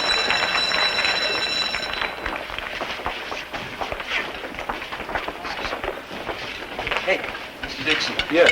I heard you're chairman of that PTA dress code committee. That's right. Yeah, well, some of us had a meeting, and the general feeling was that we don't really stand a chance against a stacked jury like that. 3 parents, 3 teachers, you know what I mean? Well, I know what you mean. Suppose the committee was made up of 3 parents, 3 teachers, and 3 students. Can you do that? I can try. I have to talk to Mr. Kaufman first. Beautiful. Thank you. Oh, Jerry. Yeah. There's no guarantee that we'll win. Yeah, right, but we're closing the gap. 4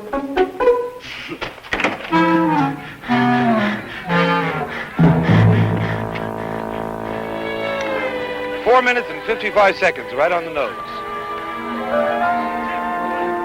Tomorrow we'll work it up to 2 laps.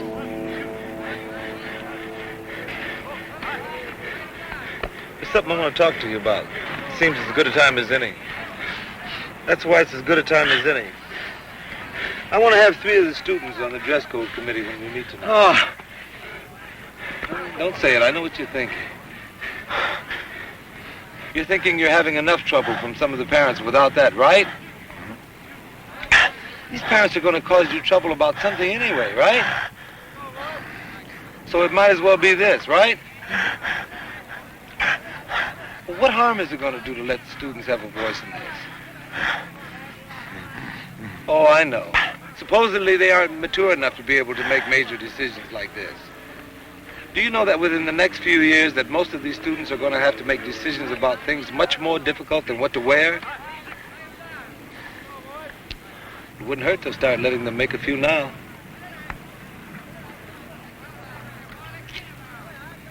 What do you say? Can I have those students on my committee? Oh, I thought you were going to answer that question for me like you did with all the others. Oh. Let's see. What do I say? Well, if you ask me, the whole issue boils down to one thing. Contempt for authority. And I'm still going to protest your letting them be represented on this committee, Dixon. Well, they're not exactly the Viet Cong, Mr. Wagner. I don't think that it would do any harm to listen to the rest of what they have to say. You know, I think the whole trouble with the educational system nowadays comes from the students wanting too much to say. You show me a school that's a democracy, and I'll show you a shambles. And that's what these long hairs want. Right. When I was in the Army, they cut off all our hair, and I'll tell you, it did us a world of good. We knew something about authority in those days. Well, what does that have to do with the dress code? Oh, plenty. It's all tied in. I think we ought to give some of the power back to the teachers. I mean, if things keep going the way they're going, next thing we know, the students will be wanting to elect the teachers. And we all know who they'd elect first, don't we? Let's stay on the subject, please. We haven't heard from you, Schaefer. Oh, well, that's because I've been trying to keep an open mind and listen to both sides of this. Come on, Dad. You must have an opinion by now. Dad? You mean he's your son? Thought you were the one that said we had to stand up to these punks. Okay, let's stay on the subject. We're talking about the dress code. Mick. Well, the reason why I like to see the dress code changed is because I don't think it's important how a person looks. That's pretty obvious. What he means is that appearance doesn't mean a thing if it's only covering up something phony. Are you trying to say that only phonies are dressed in business suits? No, they're phonies in long hair and beards, too. It's just that they're more hypocrites wearing neckties than beads, that's all. Frankly, I don't mind telling you that those beads and long hair and funny clothes frighten me a little bit. They shouldn't. Not unless freedom frightens you. Oh, come on now. I've had it up to here with all that freedom stuff.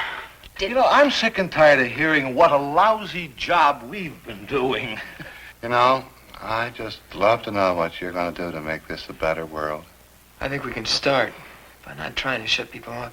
I'll bet you'd love to shut me up, though, huh? No, I may not agree with your tactics, Mr. Wagner, but I've got to admire your honesty. That's true. At least we know where you're at. Well, I think we've said all that's going to be said. What do you say we take a vote? I still don't think they should vote, and I'm going to file a protest. Unless our side wins, of course. All right. All those in favor of keeping the dress code as it stands, please raise your right hand. 1, 2, 3, 4. All those opposed? 1, 2, 3, 4. That's 8. Somebody didn't vote.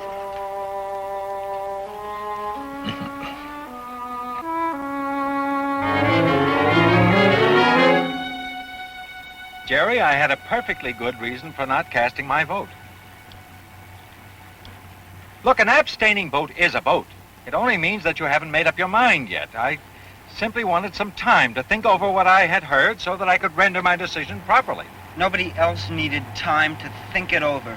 Well, I can't help it if I'm careful, can I? Look, I wouldn't even mind if you had voted against us, but not to vote at all. Is it asking too much for you to have an opinion? You're being a little hard on me, aren't you? I mean, just because I don't like to offend people by forcing opinions on them. Not expressing your opinion with everything that's going on today is the biggest offense of all.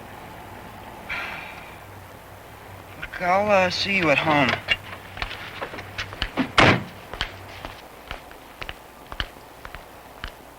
Well, I think that summarizes all of the points covered by the Dress Code Committee in our meeting yesterday. The results of the vote were 4 in favor of retaining the present dress code, 4 opposed, and 1 abstention.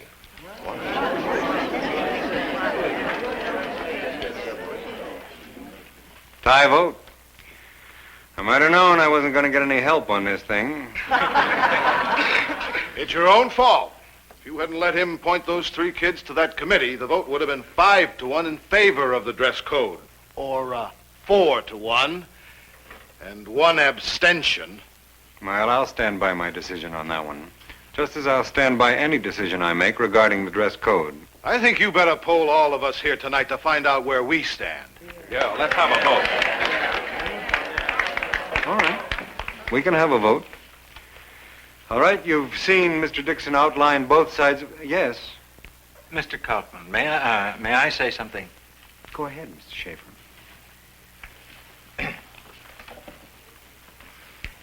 Before you vote, there's something that I've got to say.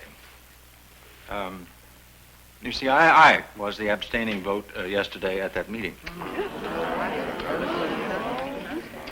I abstained because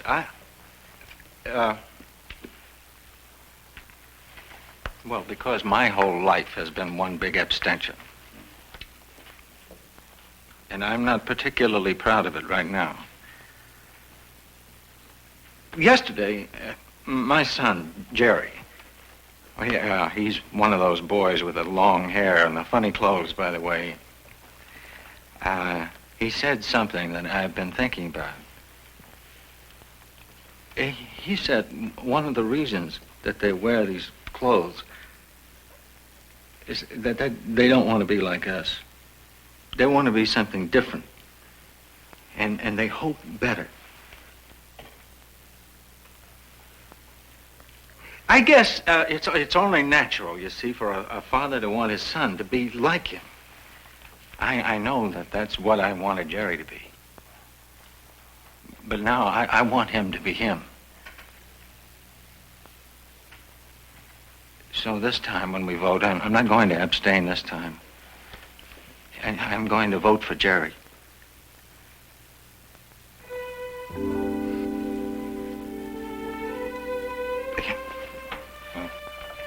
All right. Let's take a vote. All those in favor of retaining the present dress code.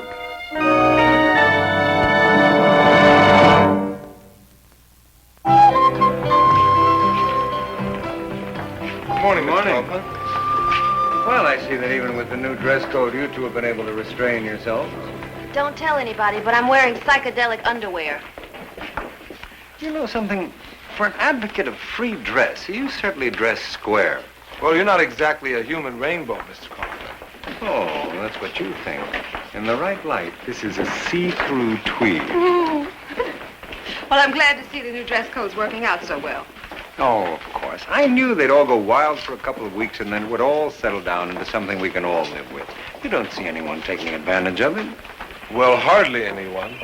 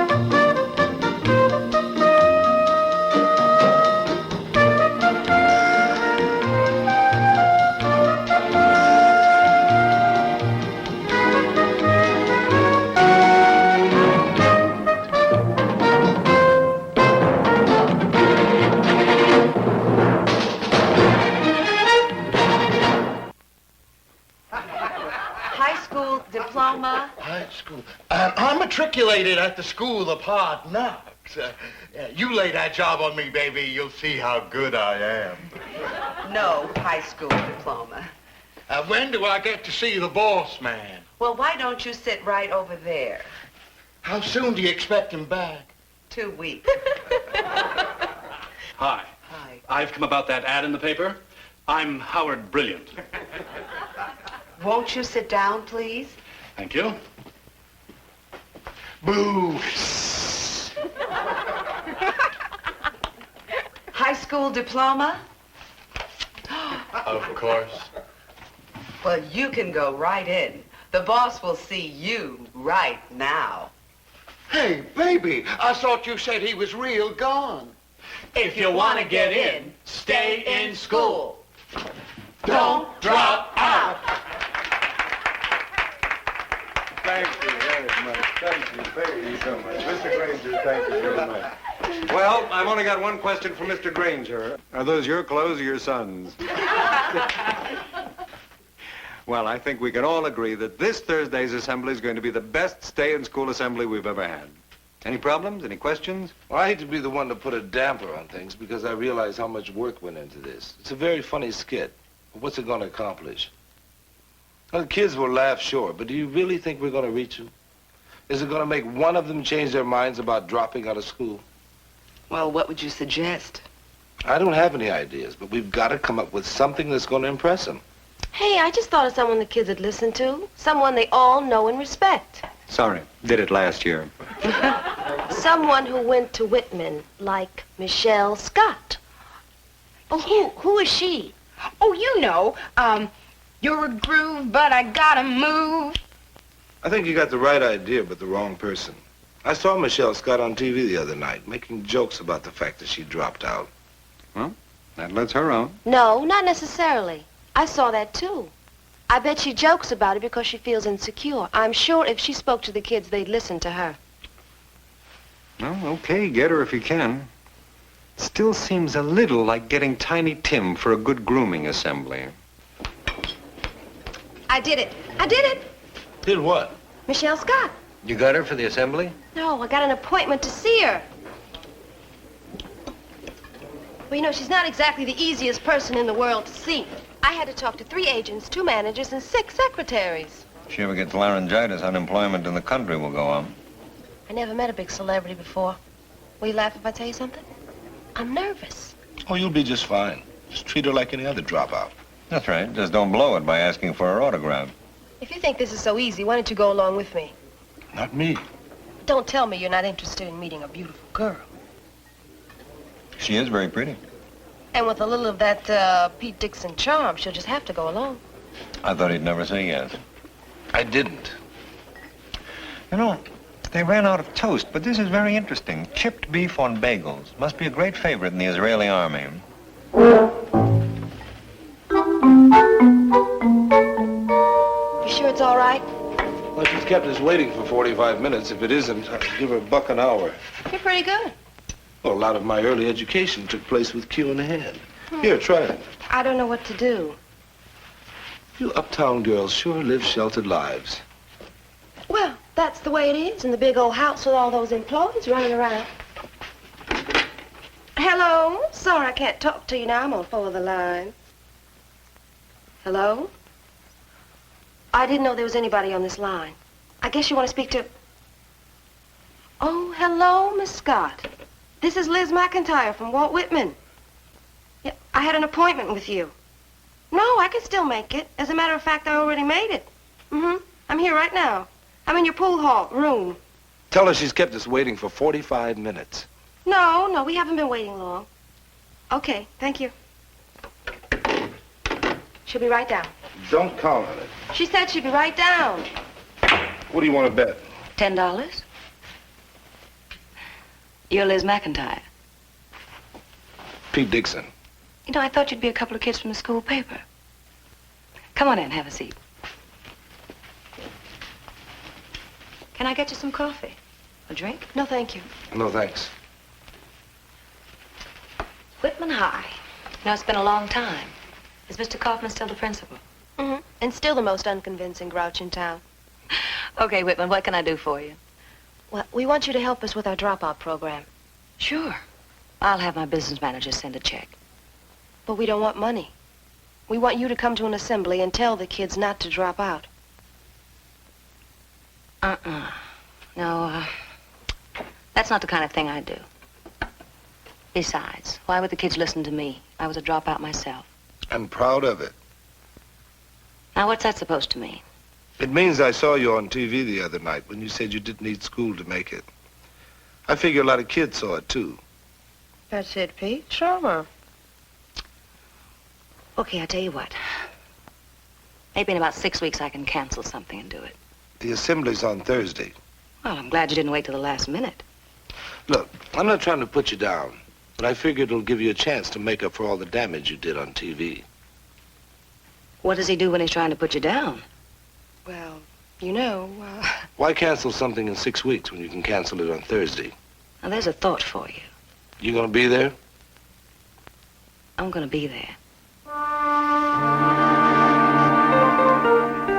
Me too. I really dug your last album. It was really too much. The way you and the band were wailing together. You know I have my own group. No, I didn't know that. Hey, Richie. Later, man. I'm here busy talking to Michelle Scott. You know, it's like I never left. I keep expecting somebody to stop me and ask me for a hall pass. After you. Hello. Hi. Well, here she is, Mr. Dixon. Told you we'd deliver her safe and sound. Thank you, Richie. Jason? It was nice meeting you. Thank you, Richie. You sing just fine. Well, thank you. I still don't believe you talked me into this. I'm a little surprised myself. Michelle. Yes. Welcome back. Thank you. Thank you very much. Well, I'd better go see that everything's all set up for the assembly. I'll see you later. Okay. Come in. Come in. Good to see you. You never said that when I used to come in here. Have a seat, please. Mr. Kaufman, you know you haven't changed a bit. Oh, a few gray hairs on my comb every morning. Little coffee? Black, please. We had some interesting talks in here, didn't we? That's right. You filled out quite a bit, haven't you? Actually, I've lost weight. I was sort of a chubby kid. I see. Michelle, I have a confession to make. You know, thousands of kids have marched through this office over the years. I really can't remember all of them. But if it makes you feel any better, I pretend I knew you quite well since you became famous.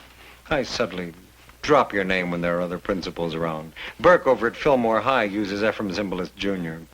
Well, I'll bet he never gave Mr. Burke the trouble I gave you. Well, those federal agents rarely present a discipline problem. Well, I can't picture him in detention like I was all the time. Neither can I. You know, if you'd had more teachers here like Pete Dixon, I might never have dropped out. You've never seen Pete teach a class?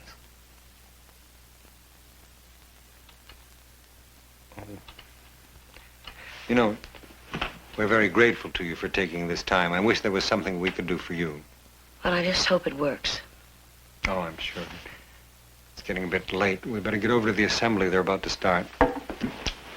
You know, there is one thing you can do for me. Name it? Are there any girls in detention now? Undoubtedly. Spring them. Okay.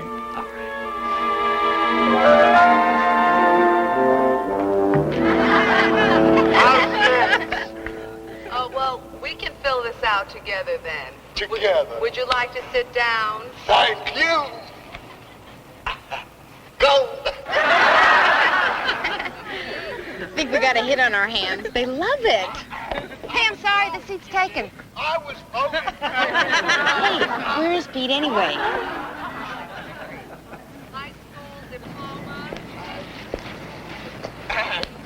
Hello. How's it going? You're the guy who set me up for this. Mr. Kaufman's going to introduce you right after this skit. I got a great introduction for you. And now Michelle Scott will faint for you. Oh, come on. Don't tell me you're nervous. Nervous? I'm paralyzed. I got to stand up there in front of 2,000 kids, and I'm not going to be singing. I'm going to be making a speech. Well, don't make a speech. Just talk to them. Bring them on one at a time, and I'll talk to them. 2,000 at once? That's a speech. Michelle, you don't have to be perfect. Those kids dig you. It'll mean a lot to them to know that you thought enough to even come and talk to them. I don't think the words are going to make that much difference. If you want to get in, stay in school. Don't drop out.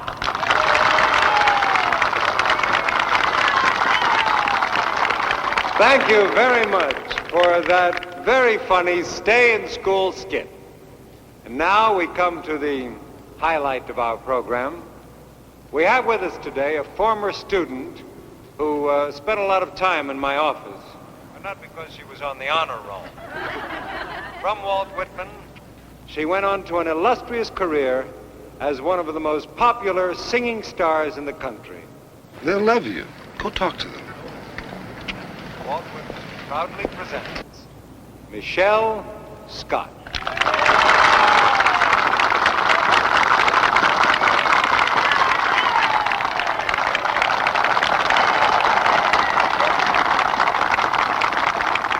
Thank you. Thank you very much. I'm, just a little nervous.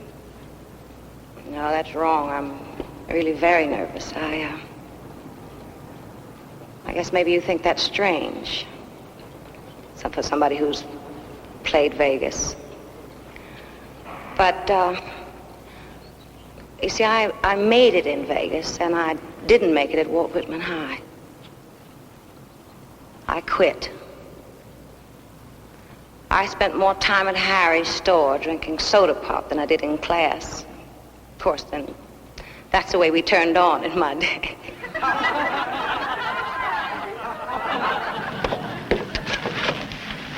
Where you been? Michelle was a little uptight and I had to give her a little support. But I was very lucky. There must be, 100 singers with as much talent as I had. Well, maybe 5. But I got the big break. I was in the right place at the right time. Now I have a lot of money, and I know some of the smartest people in the country. But more often than I'd like to admit, I don't know what they're talking about. Mr. Dixon was on me for making jokes on TV about dropping out. Would you like to know why I joke about it? It's because I'm ashamed. Don't you miss it. Stay.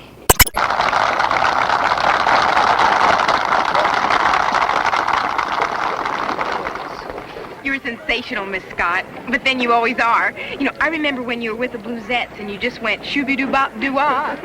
Hey, you really are a fan. We really appreciate you taking the time to come out today. Can I get a shot of you for the blue and gold, Miss Scott? Sure. I enjoyed this. I really did.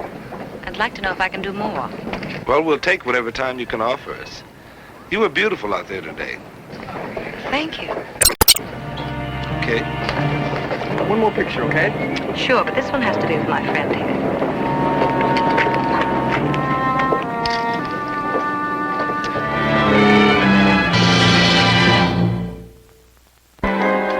Teacher's Lounge, Alice Johnson. Oh, hi, Miss Scott. Oh, I'd recognize your voice anywhere. Pete? Oh, yeah, he's here. Hold on. Pete, for you.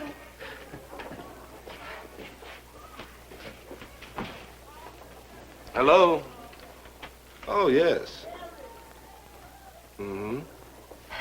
It's Michelle Scott. Shooby-doo-wop-doo-wop. Isn't it great the interest she's taking in this dropout program? It's wonderful. Just wonderful. Yeah, sounds like a good idea. Lunch? Let's see, I got about an hour. Sure, steak would be fine. Not to change the subject. We don't have a subject. That was Michelle Scott. We've got us a subject. She's got some ideas about the dropout program. Would you like to go over with me? No, I got some work to do. Okay, well, I'll see you later.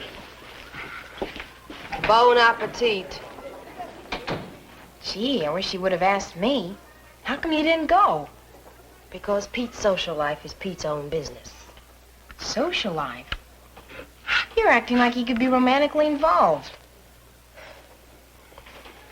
Hey. Under the circumstances, you were really cool. If I'd accepted, it would have been the worst thing I could do. I hope. Listen, I'm not much of a substitute, but how about having lunch with me? Okay. But let's not go to the cafeteria, all right? Okay. Where do you want to go? Michelle Scott's. Pete? Oh, hi. This is your free period, isn't it? That's right. Good. I checked the board. They had you down for free period. Pete, I'm enormously uncomfortable. Well, why don't you sit down? No, that won't make me comfortable. Pete, how do you feel about people butting into your business? I don't much like it. Yeah, that's what I figured. Alice, is something you want to talk to me about? I want to butt into your business. Well, if you're waiting for permission, I don't think I'm going to give it to you. Well, will you at least promise you won't tell Liz? Okay? Okay. You know, Pete, you're not insensitive. Well, thank you. So how come you're being so insensitive to Liz? Alice, I think I'd feel a lot better if you just say what you want to. Well, I was talking to Liz after you flew off for your fancy lunch with Michelle Scott. You know how Liz feels about this? Well, I'll tell you how she feels. Miserable. There, I said it. So long. Goodbye. You know, there are just some things that need saying. And I'm glad I said it.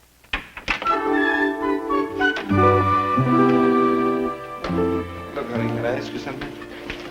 Go ahead. I've been seeing a lot of Michelle lately. Does it bother you? What do you mean? Do I have trouble sleeping? Do I worry a lot? Does my stomach get funny? Yeah, it bothers me. Look, I'm just seeing her about the dropout program, that's all. You want me to start? No. Oh, I feel ridiculous. Look, we have a lot going, right? Right. And we trust each other, right? Mm-hmm.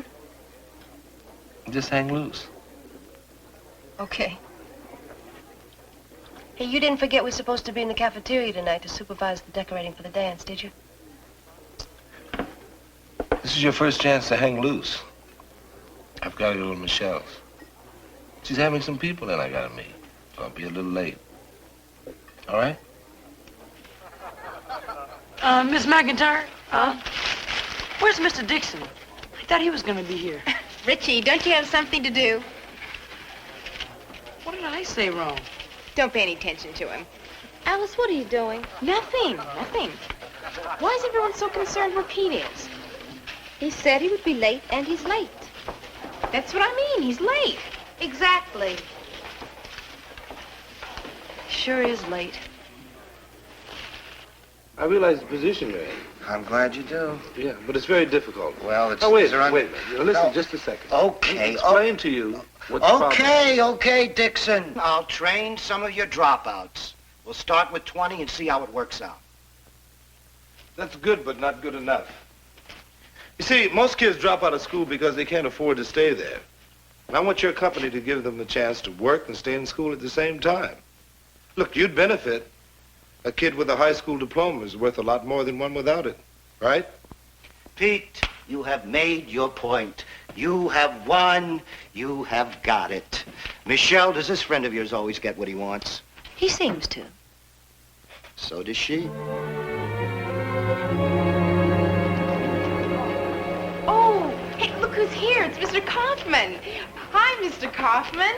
Hello. Gee, we didn't expect to see you here. I was just passing by to pick up some papers and saw the light. It's a little late to be decorating, isn't it? Late? No, it's early. We'll probably be here for hours. We're just about finished. You know, it's amazing. You take some dime store decorations, put them in a certain arrangement, light them well, and they look like well-lit dime store decorations. Good night, Pete, gentlemen. glad we were able to get together on this one. Good huh? night. We'll talk to you later. Right on. Good night, Michelle. Good night. Well, we did it. You did it. I just arranged it. Well, let's not argue over Billy. Michelle, thanks a lot. Sit down, Teach. You know, you can't eat and run until you've eaten. Beef stroganoff. Smells great, but I really got... Russian soul food. And I made it just for you. Besides, I'm not exactly the type to play the poor little rich girl. And I don't like to eat alone. Well, you can't feel too bad about somebody not showing up for a decorating detail, can you? I have a whole list of things you can't feel too bad about, and not showing up for a decorating detail is right on it. You're right. It's a dumb thing to feel bad about. Oh, no. It's all right to feel bad about it. You just have a different list than I do. Thanks. You're almost finished. What are you going to do? Go on home. Tell you what. Just made out my monthly budget. I got 30 cents left over. Why don't we blow it on some coffee together? No, thanks. I really think I'll go on home. Good night. Night. What are you going to do with your 30 cents? Oh, probably make a little whoopee.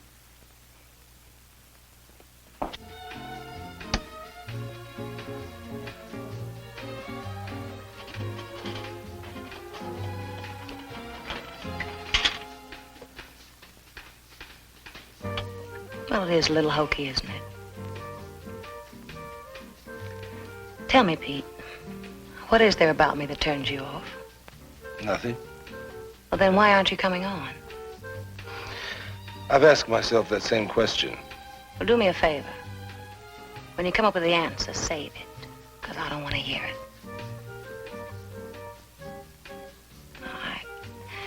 I don't really mean that. Give me the answer. You met her.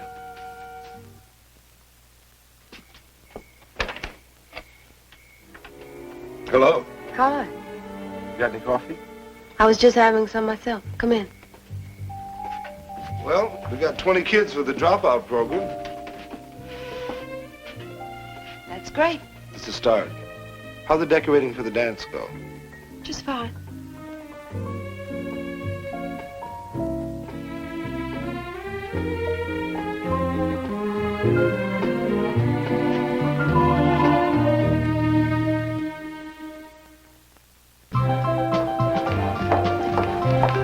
Hey, you guys. Oh, hi, Alice. Hi. Something we can do for you? Oh, no, not a thing. I, just wanted to say it's good seeing you. Well, good seeing you.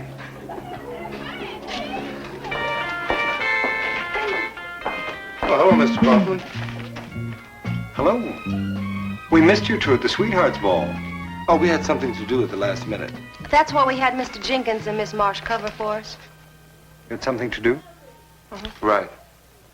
The two of you? Right. Together? Right. That's fine. That's fine.